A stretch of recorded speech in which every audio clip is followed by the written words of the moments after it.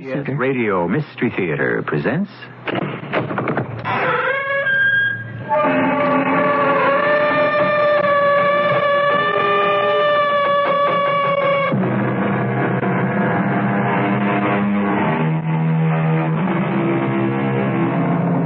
Come in. Welcome. I'm E.G. Marshall. Welcome to the universe. We have wonderful things for you to see. We have stars being born and galaxies exploding. We have spaceships plunging into the void and mysterious planets beckoning their crews to adventure. We have alien creatures, pitiless and pitiful, monsters, fierce and friendly, scientists, mad and sane. We have them all because you have your imagination, and you can see wonders more wonderful than any movie screen can show.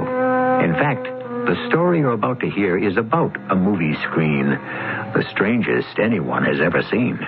Are you telling me, seriously, that you have movies of my life? Yes, Dr. Seville. Movies of your life. Your whole life. Would you care to start in childhood? But that's impossible. Watch the screen, Dr. Seville. Good Lord. It can't be. It's my father. But so young. It just can't be.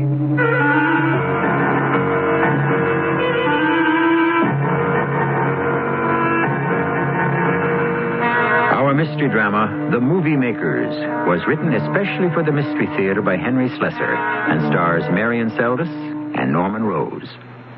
It is sponsored in part by Contact, the 12-hour cold capsule. I'll be back shortly with Act One. Fellow Americans, if you're still shopping here and there and everywhere for shoes, hold it right where you are. Put your feet together, stop running around. Just step around a Kinney and you'll cover the ground. Anywhere you want to go, head your feet in our direction. Kinney's got it all and more. Wow, what a store, what a great American shoe store. Kodak invites you to remember the special moments that make up the holiday season and to trust them to Kodak film. A bike. Grandpa, you got me a bike. I got one, too, a red one.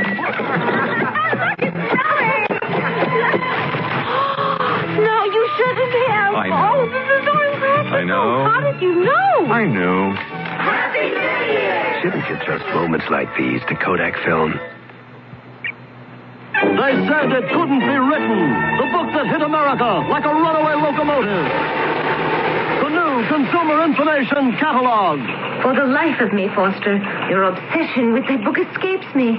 It's only a catalog. The book that's helping America find a better way to live. What do you find in that catalog? Something you could never give me, Lillian. More than 200 fact-filled federal publications listed inside. Booklets on home and car repairs, weight control, keeping household records, and more. I read them all to be the man you want me to be. That's a lot of reading. The book you have to read from the Consumer Information Center of the U.S. government. The new Consumer Information Catalog. It's free. Just write to Free Catalog, Pueblo, Colorado, 81009. That's Free Catalog, Pueblo, Colorado, 81009. Send for the book. Don't wait for the movie. Do you have one on your Christmas list? You know, one of those jaded sophisticates who's been everywhere, seen everything, and done even more? Well, you'll be happy to know that someone has created a store with just that sort of person in mind. It's called the Executive Toy Store, and it's filled with the most incredible collection of gifts and gadgets you've ever seen. For example, at the Executive Toy Store, you can buy a chess set that talks, or a 5-foot tennis racket, a floating backgammon game, or how about this one? A briefcase which contains an entire electric train set. Of course, for the more conventional-minded, the Executive Toy Store also has a superb selection of distinctive brass and leather gift items, plus elegant barware, a complete line of electronic games, and much, much more. The Executive Toy Store, in the courtyard at the Corners Shopping Center, Walnut Hill and Central. The Executive Toy Store, For the grown-up who thinks he has everything, and for the kid in all of us.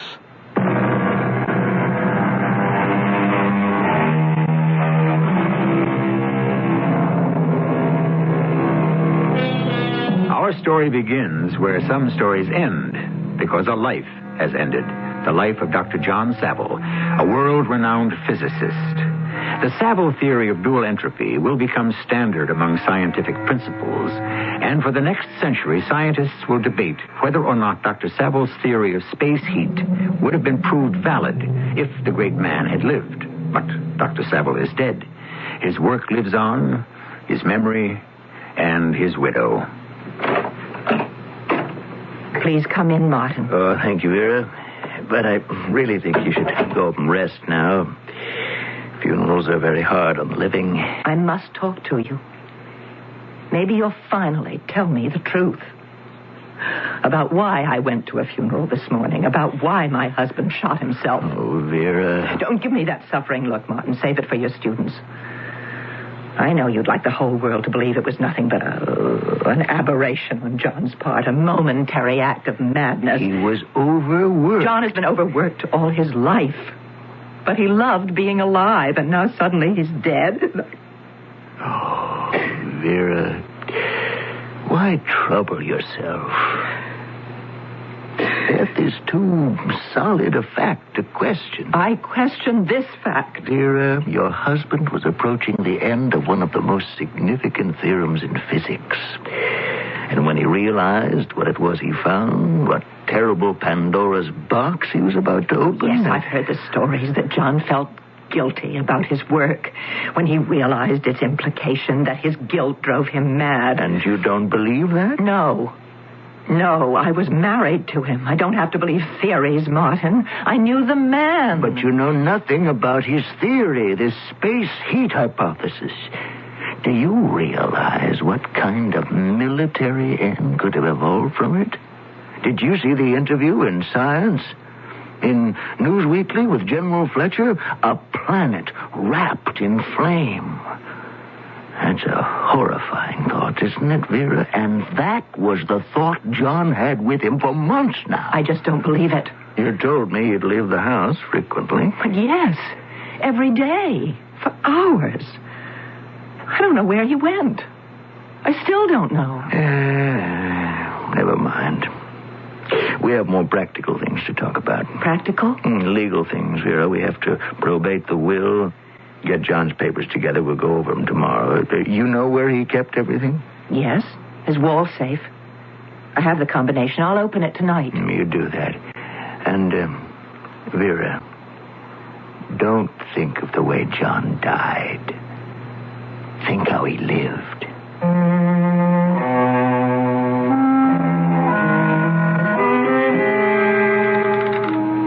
Right 35. Left 15.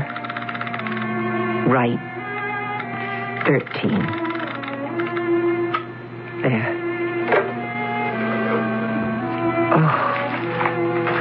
Oh, so many papers. Well, they'll have to be sorted out. Let's see. Oh, here are the insurance policies. These must be his work notes. I'll have to give them to Martin. What's this? Another notebook with a rubber band around it. I wonder if John could have kept a diary. Something wrapped around this. A letter? I remember when this arrived. It was a Saturday morning. John always shared the mail with me, but this letter he kept silent about, and I never did know why. Let me see. Dear Dr. Saville, your interest is kindly solicited in a unique proposition we would like to offer you. What a funny sort of sales letter. Unknown to you and by means of a process hitherto thought impossible, our organization has been photographing your life since the date of your birth on October 2nd, 1921. As a scientist, you are certain to realize the enormous complexity of such a photographic undertaking and the amount of research it required to unearth the radical new concepts involved. We are offering private screenings of these films to the selected group of individuals upon whom we have been experimenting. We plan to limit these showings to 1 hour daily and are forced to charge a minimum fee of $100 per visit. The films will be projected at our own offices at 420 Oak Road, Carrington, Massachusetts, which is 18 miles north of Boston. If you are interested in a trial session, we would be pleased to have you call at our offices on Thursday of this week at 10 a.m. Good Lord, I wonder if John actually... Oh, wait, there's more. There is one other consideration. We ask that you maintain complete secrecy about our organization. We are not yet ready to make our process public, and for this reason, we request that no one, not even your closest kin, be informed about the contents of this letter. Failure to comply will result in a withdrawal of this offer. Yours very truly, Howard Frank, Vice President, Life Films Incorporated. It has to have been some kind of hoax. How could such a thing be possible? I wonder if John's notebook... Let me see. The letter was dated the 5th. Thursday of that week would be... Here's the entry, yes. June the 9th. The first entry. The very first. This has been an extraordinary day for me, and worthy of being recorded in a special journal. 1 hour ago, I returned from a small town called Carrington, some 18 miles from the city of Boston. I have spent this morning in a ramshackle frame house at the outskirts of town, whose interior has been converted into a modern, office-like arrangement of some 4 rooms. And in one of those rooms, I have been watching myself as a youth of 27 attending a small gathering at the home of a man who's been dead for 10 years. I realize that I am writing this with unscientific detachment, but this experience has shaken my soul like dice in a gambler's cuff. I will try to start at the beginning.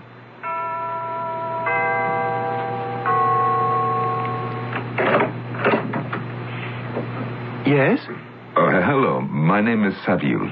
Would that be Dr. Saville of the university? That's right. Am I talking to Mr. Frank? No, Doctor. My name is David Morrison. Mr. Frank is in his office. He's been expecting you. Dr. Saville, how nice of you to be so prompt. Please, sit down. Thank you.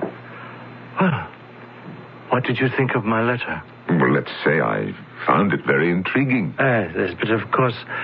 You're also skeptical. I'll have to admit that I am. I really cannot see how it's possible to photograph a man's life without being observed. Well, I can think of only one way to prove that our offer was genuine. We'll have to demonstrate. This way, Doctor? Oh, yes. This is our projection room. If you'll just take a seat. Oh, I'm sorry about the darkness. Oh, thank you. Well, I'm afraid I don't see any screen. Oh, you'll see it on the facing wall, Doctor, just as soon as we leave. Now, just make yourself at home. All we need to know is what period of your life you'd be most interested in seeing. Are you telling me seriously that you have movies of my life? Yes, Dr. Saville. Movies of your life. Your whole life. Would you like to start in childhood? Oh, but it's impossible. Watch the screen, Dr. Saville.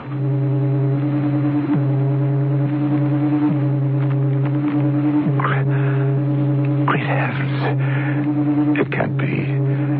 It's my father, but so young. It just can't be. Please. Now Try to think of some specific event you'd like to see. The more specific, the better. All right, but I don't know the exact day.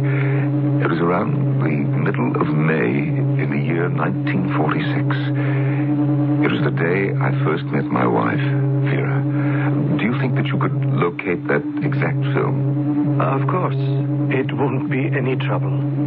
It was a small party at the home of a Mr. Hugh Donato, a colleague of mine at the university. Dead now. It will take just a few minutes. Now, just relax. I'm sure we'll have no trouble finding the exact film.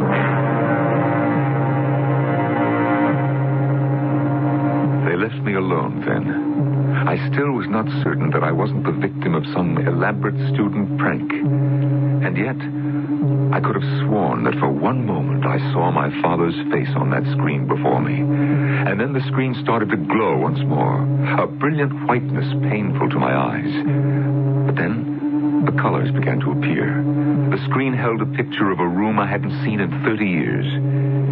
It was Hugh Donato's living room, beyond any doubt, the same room. I couldn't fail to recognize that big, ugly square room with its incongruous walls of wood paneling and flowered wallpaper. There were people in the room. Old Hugh himself, looking not a day over 30, and his wife Deborah, and Professor Mills, the old windbag, and Jane Anderson. What a handsome woman she was before. And then I realized I could actually hear their voices. I leaned forward eagerly to hear them, but I heard nothing, because suddenly I saw her standing by the bay window, standing there quietly in isolation. A young girl in a gray cashmere sweater, looking lost and lovely and supremely wonderful. My eyes filled with tears when I saw Vera, my wife, unchanged by time's treachery. And then I saw myself. I was speaking to her, and she was replying. I know. You're Professor Seville. No, hardly. I'm just a teacher, not even an associate professor. Oh, I'm sorry.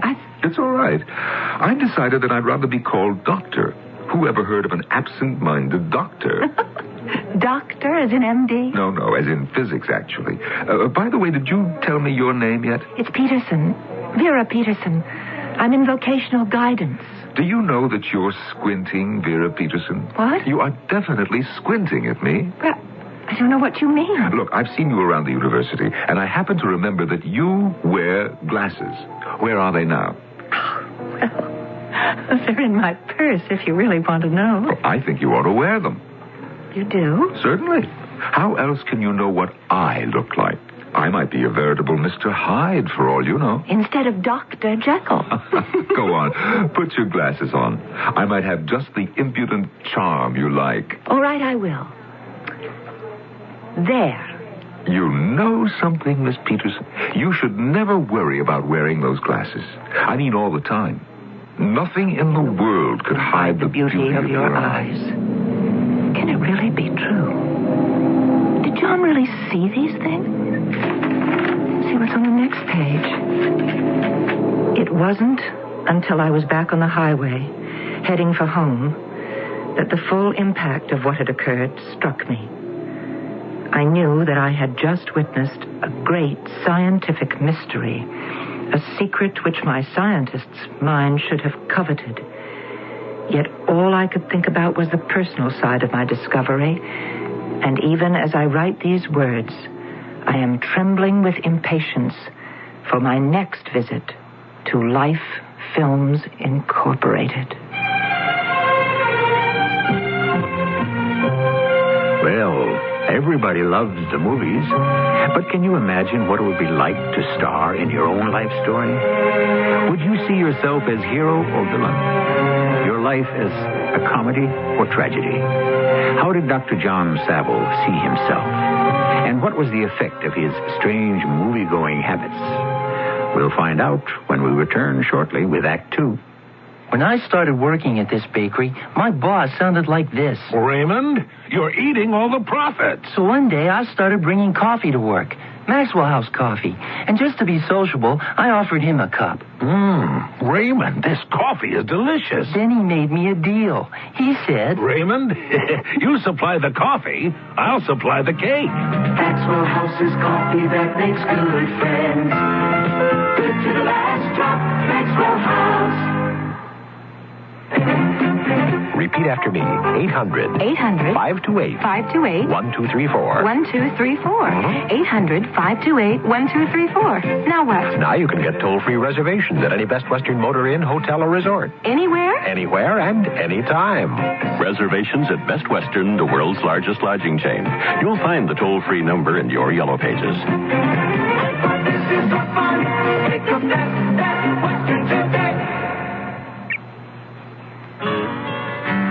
I'm not the handiest person in the world, but nowadays do-it-yourself home repair is almost a necessity. Admittedly, some of my work is not perfect, but it gets by.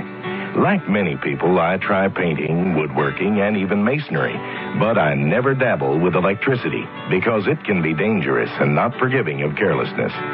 Yes, Americans are learning how to do more with their hands, and hopefully are not forgetting some of the old rules, like never mixing water and electricity, and reading all power tool instruction booklets before use. And let's not forget about the rule to check for damaged electrical cords either. And remember the one to always dress appropriately. Wear closed-toed, sturdy shoes and safety glasses. And finally, never leave power tools unattended. And keep children away from the work area. A public service announcement from Underwriters Laboratories in this station.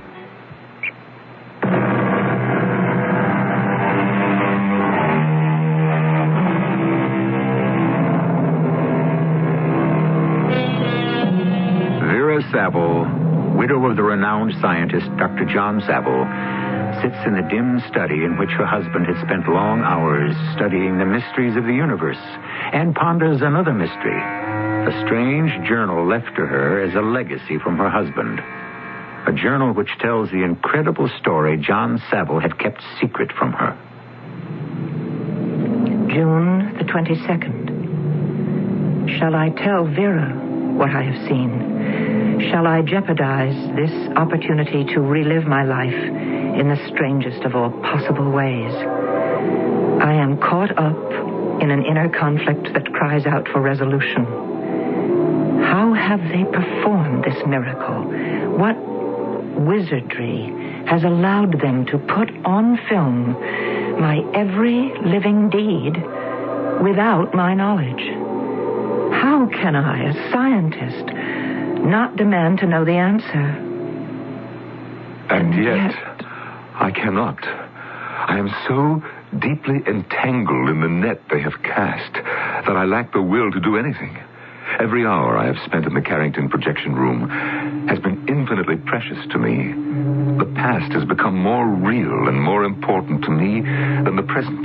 Today, for instance, I spent an hour on a train with my father. I was on a transcontinental Pullman, sitting in the dining car, watching the towns and farms of America flash by the window.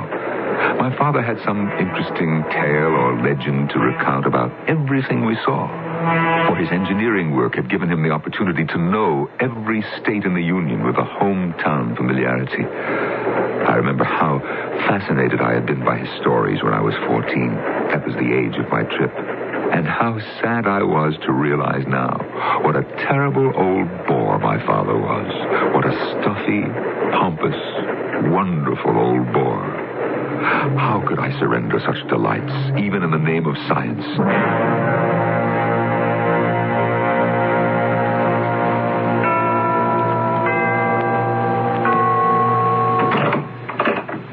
Come in, Dr. Seville. How are you today? I'm very well, thank you. Mr. Frank, Dr. Seville is here.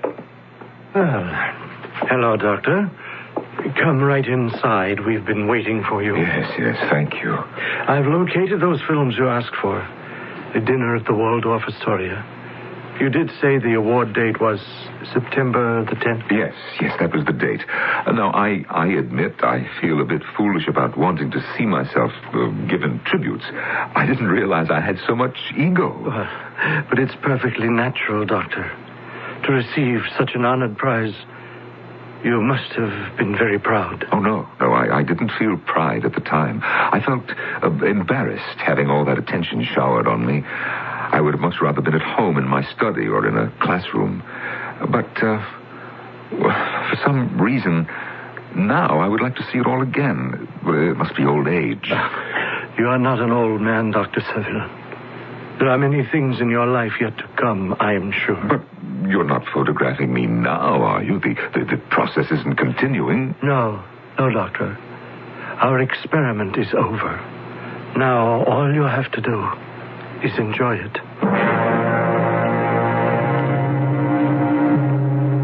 And I did enjoy it. I have to admit the truth.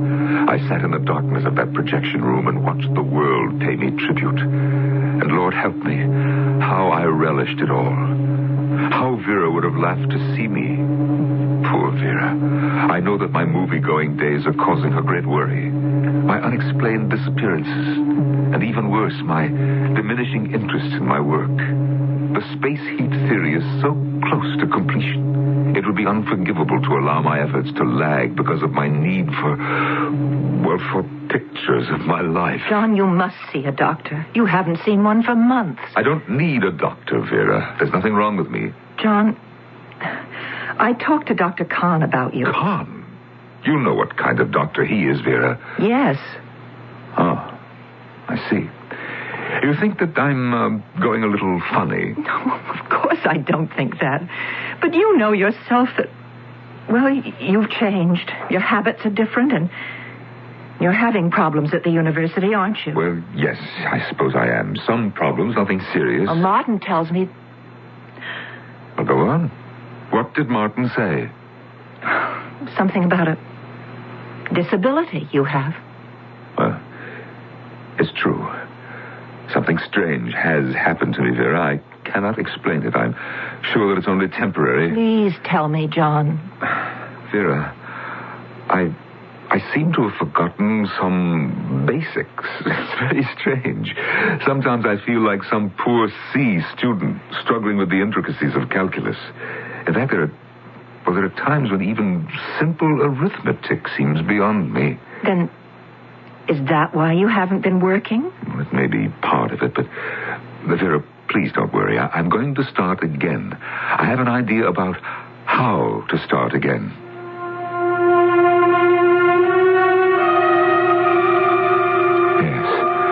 I had an idea. You might call it an inspiration.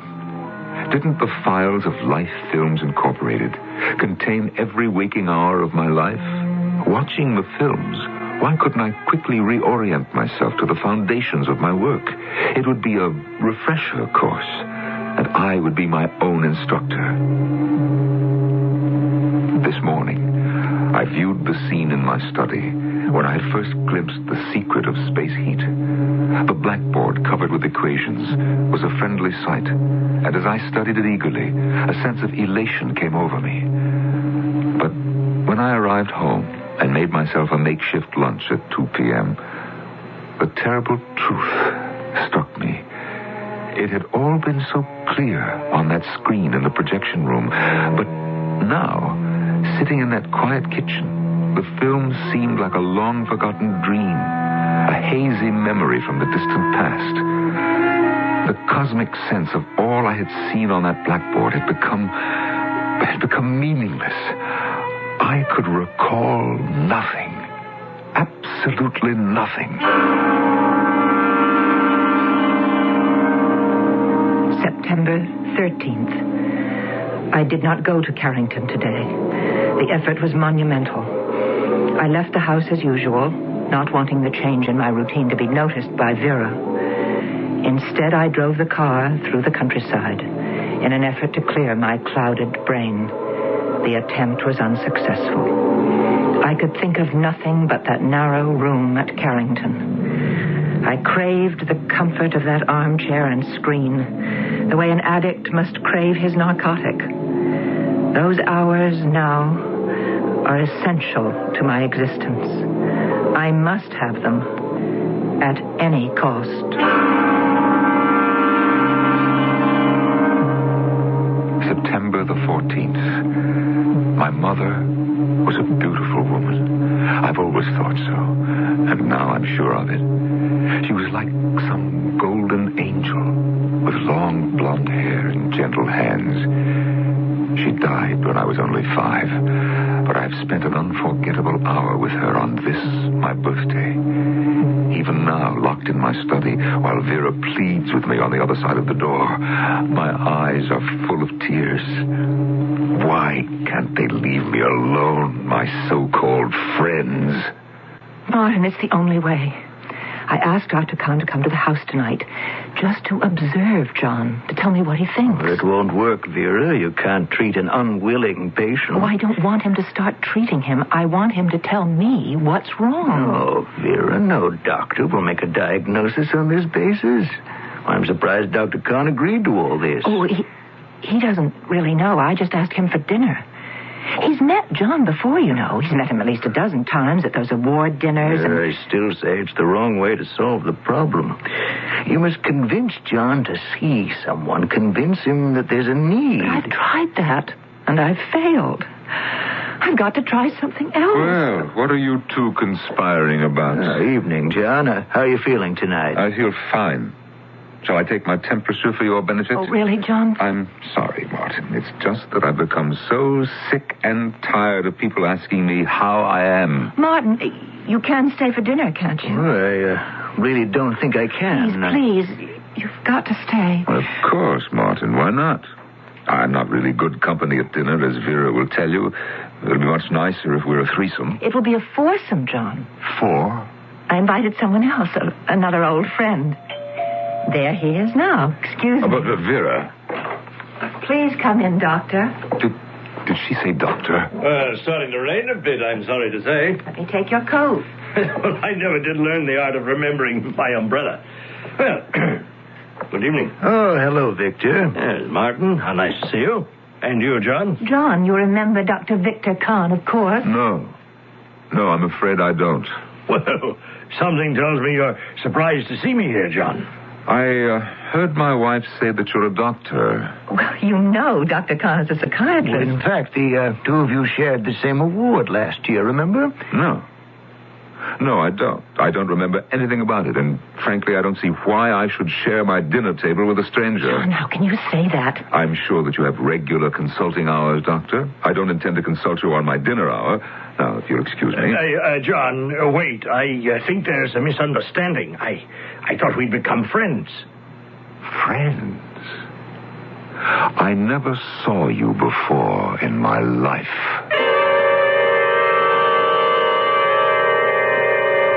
October the 6th. It's the last entry. The last page. October the 6th. My hand is shaking. I can barely write these words. Today I have had terrible news. I cannot believe it. I'm sorry, Dr. Saville, but I'm afraid we cannot show you a film today. Not show me? But why? I have the money. I am really very sorry. You see, the projection room has been dismantled. What? But why? Is there some problem, something that has to be repaired? It's been dismantled, Doctor. What does that mean? I'm afraid that you will not be able to continue your visits here. This business has become, unprofitable for us. Oh, but I'll pay you more. It doesn't have to be only $100. I can raise more money, I promise you. It isn't that simple. But why are you doing this? Tell me. We're very grateful for your patronage, Dr. Saville, believe me. But our experiment is over. It isn't fair. It's just not fair. There are 1,000 things I want to see. Please, I beg you not to do this. I beg you.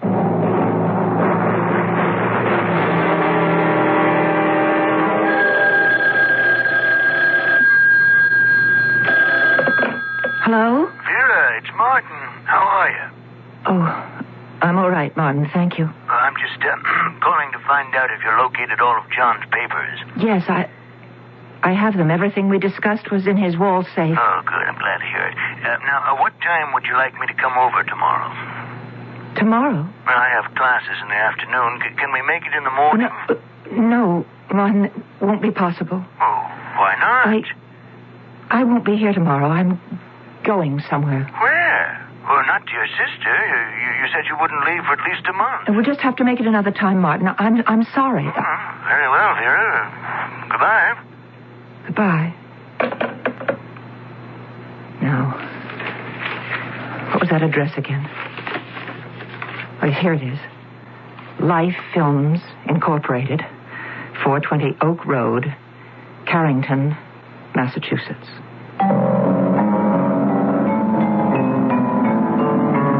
And so, Mrs. John Saville has decided to follow the same trail her husband followed. What will she find there? An answer? Or perhaps more tragedy? We'll find out exactly what happens at 420 Oak Road when we return shortly with Act 3. Holidays were made for Michelob. Holidays were made for special friends. What better beer than Michelob for the holiday season? Special enough to make the right impression. Friendly enough to show you care. No wonder Michelob has become a holiday tradition. Holidays were made for special times, special places, special things, those special moments the season brings. It's the time to have that smooth and mellow beer. It's Michelob. Holidays were made for Michelob. Holidays were made for Michelob. Anheuser-Busch, St. Louis. Maybe we're all too emotional when we think about special education for handicapped children. We always think of human values, not dollar values. Maybe it's time we took a cold, hard look at these kids and what it costs to develop their potential. Okay, the truth. Special education and vocational training cost a lot of money. Special teachers, special equipment, special classes. It all adds up. But here's the catch. It costs even more not to educate handicapped people. Much more. Keeping people dependent for life or keeping them in institutions. Those are luxuries we can't afford. So don't be emotional. Look at it coldly in dollars and cents. With special education, most handicapped children grow up to become taxpayers. It's a good investment. A public service message on behalf of the United States Office of Education.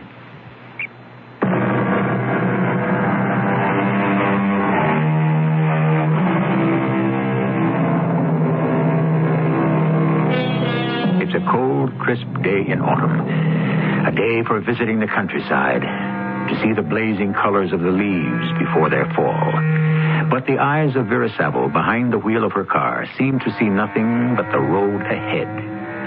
Even as she drives, her mind is full of doubts that she will find anything at all at 420 Oak Road, either because its occupants have moved on or because those occupants had never been there.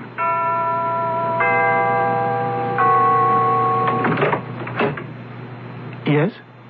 Pardon me, I'm looking for a place called Life Films Incorporated. Oh, I'm sorry. You must have the wrong address. No, I'm sure it's the right place, but perhaps the firm is no longer located here. I'm sorry. I really can't help you. Oh, wait, please. I'm Mrs. Saville. My husband was Dr. John Saville. You know his name, don't you? I am afraid not. Please don't shut the door. What is it, David? Is there a Mr. Frank here? Mr. Thomas Frank? Yes. Yes, my name is Frank, Mrs. Saville. Let the lady in, David. Thank you. Thank you very much. Yes, come this way, Mrs. Saville. Please, sit down. No.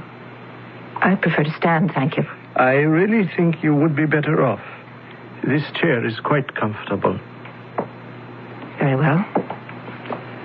Now, tell me what we can do for you, Mrs. Saville.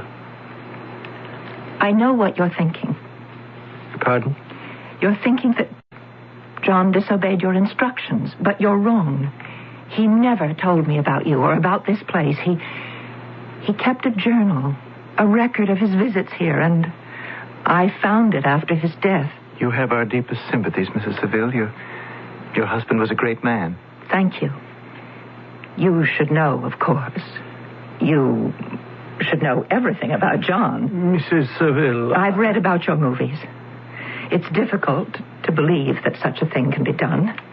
But as the wife of a scientist, I have more liberal ideas, perhaps, concerning what is possible. Yes. Many things are possible, Mrs. Seville. No one knew that better than your husband. He was a brilliant man. But what he accomplished in his lifetime was no greater than your own achievement. Oh, we did not invent the life film process, ma'am. We are merely, salesmen. Ah, well, you have an amazing product to sell. Truly amazing. A filmed record of one's own life. Very ingenious. But in this case, your ingenuity killed my husband. Oh, we cannot believe that, Mrs. Seville. You did. Read his journal. Read it and you'll see. These films of yours destroyed him. They destroyed his will. They were like a drug to him, like an addictive drug. And then you cut them off. You stopped them, and he couldn't bear it, and he killed himself. That wasn't the case. It's the truth. Read the last entry. The pain he felt, knowing that he could no longer visit his past, see his life relived. Mrs. Seville, you must hear our side of the story. I know you're overwrought, but we deserve a hearing. Yes, that's why I've come. I want to know how you can justify what you've done. Very well. The first thing you have to know is that there are no films. What did you say? We are not movie makers. There has been no photographic record of your husband's life. But his journal... Things are not always what they seem. Our people have learned many things, but this is not one of them. Your people? Who are they? It is true that your husband saw his past, Mrs. Seville, just as he says in his journal. But the method was something different from what he thought. It had to be. And we couldn't tell him the truth for fear that he would reveal our purpose. What purpose?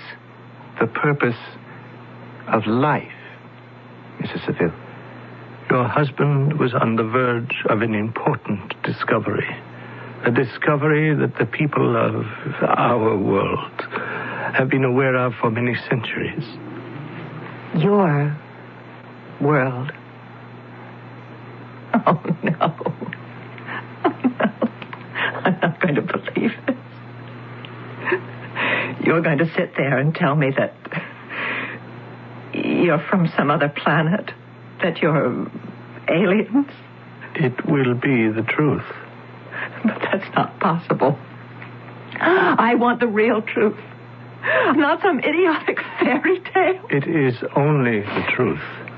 We are from a planet of a sun, not too distant from yours. Someday, perhaps, your people will reach us just as we have reached you. And when that day comes, if you come in peace, we will greet you in peace. But what has this to do with my husband? We are given to the long view of things, Mrs. Seville. That's why we were sent here. To prevent your husband's theory from being born before its time, before the people of your world were able to cope with its dangers. We had to stop him. You mean to kill him? Is that what you were planning to do? Kill my husband? No, Mrs. Seville. We are forbidden to take life. There are laws in your world which also forbid it, but those laws are only in your preachings. Our law is integrated in our minds and bodies and souls. Oh, I see. So you arranged for him to kill himself? No, that was not our intention. We deeply regret this tragic outcome. Please believe us, Mrs. Seville. All we wanted to do was to make your husband forget. But how? By destroying his mind? We hope to have him forget only enough to make completion of his work impossible. Yes. Come with me, Mrs. Seville. I want to show you our projection room. Come in, Mrs. Seville. Well, it's just as he described it. Yes. This is where your husband watched scenes from his past, but not on films, Mrs. Seville. We have evolved a method for producing from one's own mind the stored images of memory. I can assure you, the principles involved are more complex than your husband's space heat theory. Memory. Then John only remembered what he saw. Oh, the mind forgets nothing. There is a storehouse in our brains that keeps its treasures until some outside force brings them to light once again. We have discovered that force, that light, if you will. And through it, Dr. Seville rediscovered his past. It was a wondrous experience for him, but we expected to be repaid. And you don't mean money? No. We were repaid in another kind of coin, the coin of forgetfulness. The effort of extracting the past is a great one. The price is memory itself. Each hour your husband viewed in this room would later be forgotten by him in its entirety, no matter how hard he tried to recall it. Then you did destroy his mind. In the interests of peace, Mrs. Seville. And then when you were through with him, you tossed the empty shell aside. We did what had to be done. And what will you do now? We will return home. Our task on Earth is ended. For now. And what will I do now? John was everything to me. To you, he was nothing more than an assignment. Something you had to attack and destroy. But he was my husband in my life. Oh, believe me, Mrs. Seville, we wish there was something we could do. Well, there is. There is. Anything, Mrs. Seville. Just tell us what you wish. I want to see a film.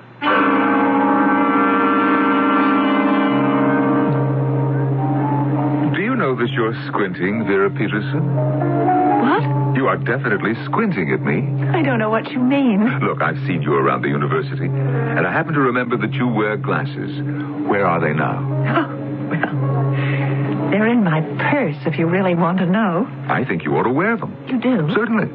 How else can you know what I look like? I might be a veritable Mr. Hyde, for all you know. Instead of Dr. Jekyll? Go on.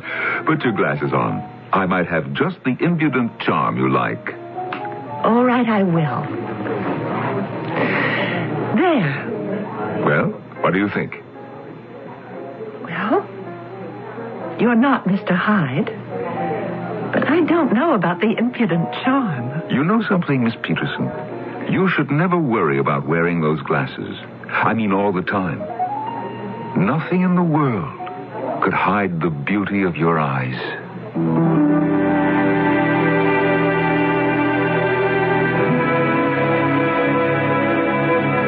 Yes, you've guessed it. You've just heard a love story. But why not? Is there anything more wonderful, marvelous, or mysterious than love? We suspect that it is one earthly phenomenon that man will take with him and her to the outer planets. That romance will follow the rocket ships. That valentines will be sent on Venus. That wedding rings will be worn on the rings of Saturn. I'll be back shortly. Reynolds Wrap. It's the wrap that makes holiday shine. Reynolds Wrap. Wraps up work and saves you time. For the holidays, 200-foot giant-size Reynolds Wrap is a lot of aluminum foil with a lot of uses. To protect food and leftovers in the refrigerator, to cover bowls, to heat up rolls, even for decorating. And because it's 200 feet, you won't run out of it in a hurry. Now with a 35-cent coupon on specially marked cartons. Limited time offer. Reynolds Wrap. How many cold tablets do you take a day? 2? More. 4? More. 6? Yep. A day? Uh-huh. And then more at night? Right. Why? Well, they're new. Take Contact. One capsule helps all your congestive symptoms up to 12 hours. All day? And all night while you sleep. That's the wonder of Contact. Hey, you're the guys on TV. Yeah, we're the guys on TV. Take your Contact. Take it fast. Give your code to Contact. Take only as directed. A message from the CBS television network. Harry Truman said it best, the buck stops here. The American presidency has been called the world's toughest job, and covering it's a non-stop challenge. That's why the president doesn't make a move without Robert Pierpoint, Leslie Stahl, and Lee Thornton, CBS News White House team, in Washington or anywhere around the world. Cronkite and Company, only on the CBS Evening News. You know, when one particular Christmas gift stays around for 137 Christmases, there have to be some very good reasons.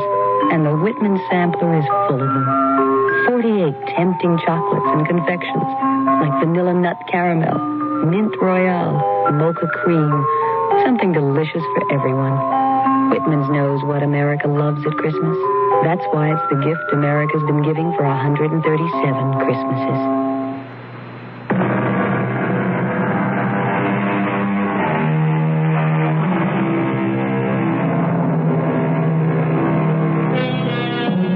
Speaking of love and science fiction, have you ever heard about the Hollywood producer who plotted his first science fiction movie? Boy meets girl, boy loses girl, boy builds girl.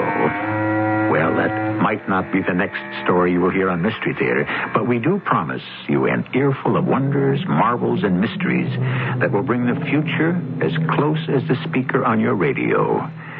Our cast included Marion Seldes, Norman Rose, Russell Horton, and Earl Hammond. The entire production was under the direction of Hyman Brown. This is E.G. Marshall inviting you to return to our Mystery Theater for another adventure in the macabre. Until next time, pleasant dreams.